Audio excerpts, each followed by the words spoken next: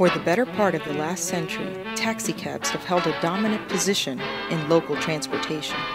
But new ride-sharing companies like Uber and Lyft have shaken things up. In cities across America and all over the world, a fight has begun which will transform the face of transportation forever.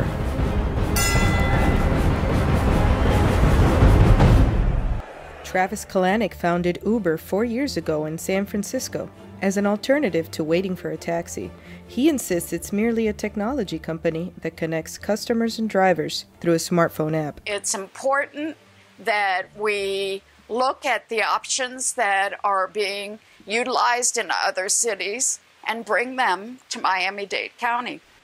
We have no countywide transit currently, and that is absolutely unacceptable. The concern is when somebody who operates exactly as you do violates the law and doesn't pay the same permitting fees and licensing fees that you're required to pay. The screening process to become Uber driver, you send them the information. You fill up application, name, address, a social security number, phone number, email address, date of birth, and things like that. Probably takes, some people takes a week, some people take 2 weeks, and then you start driving.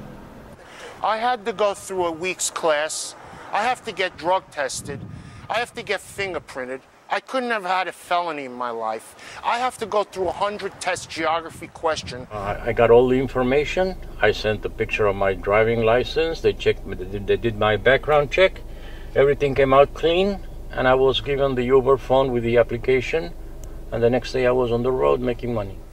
Now, if you want to be a driver in this company, there is certain procedures. You have to go a course school for the system. You have to go Dade County, which they approve you and they give you the license. We can accept handicapped people, sick people, veteran people, all kind kids.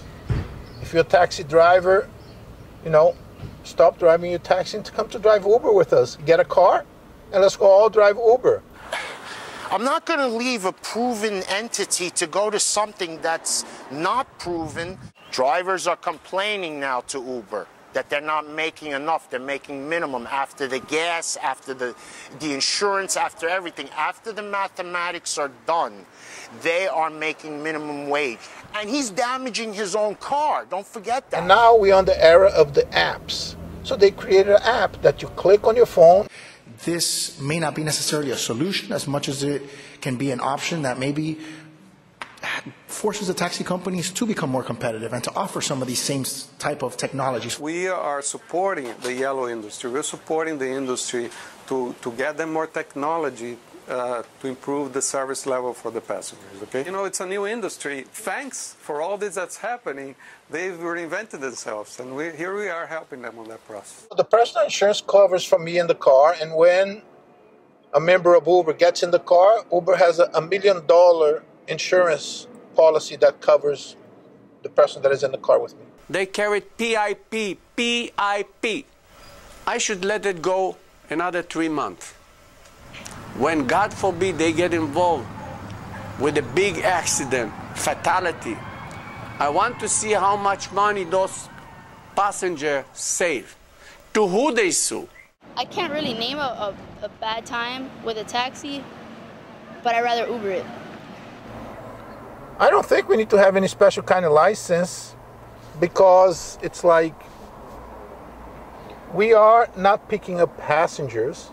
We are answering to a request from a member of Uber to take him or her from point A to point B. And I never believe, and still now I don't believe, how company can operate without license. That's not legal.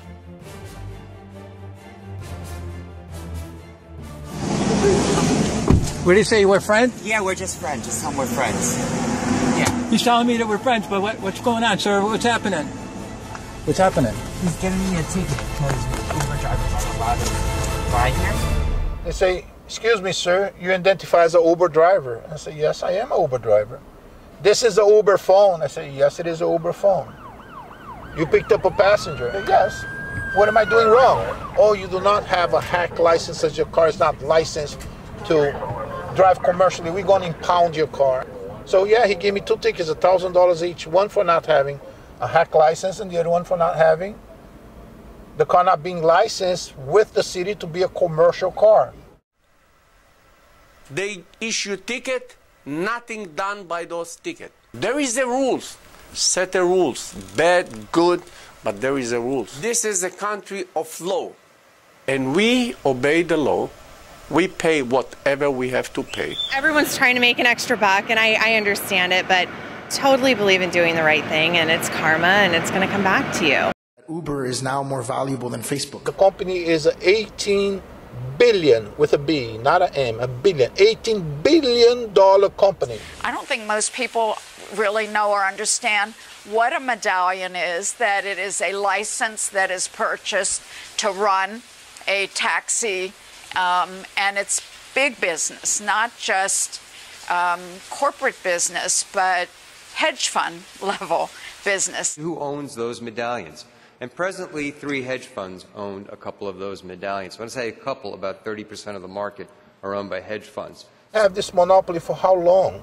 You obtain that taxi medallion. It is a viable, tangible asset, and it has some value, and it has some rights, and it's a very expensive product. I think Uber's main goal is to destroy my industry, the yellow cab industry, not the town car industry, not the black car industry. We're not talking about putting a mom and pop business out of business. We are talking about stepping on the toes of those who are having to make policy decisions for us. His dad owned that medallion for a very, very long time, and he worked very, very hard to pay it off. It breaks my heart that he passed away thinking that he had left that as a legacy to his children, and that this has happened. I work hard in my life to pay for those permits. I think business is business. Central Cab, the most local cab agency, been around for years. If Uber and Lyft are gonna outdo them and run them out of town, that's them. That's the challenge of the competitor. Thank you for driving me. Central Cab, I like my drivers, but Uber and Lyft is gonna take it to a whole different level. You can stop sometimes the supply. That is me, the Uber driver. You give me a ticket, you impound my car. How are you gonna stop the demand? How are you gonna stop the user from clicking his button to request Uber? That's livelihood. That's your livelihood. You spend all your money in this thing, and they take it for you. It's a free country, fair trade. Everybody gets a chance to make their own business and start their own business. I don't know if that you can, stop them from doing it for too long, since it's legal in so many other places. But to battle me in my home ground after 50 years of service and sweat and all the dedication we've done to this community and customer service over one application and non-professional drivers is unacceptable. I would say different strokes for different folks. Whoever wants to go ahead and take, I guess, the risk to Uber a ride or whatnot, go for it. Whoever wants to continue riding taxis, go for it. Traveling somewhere could be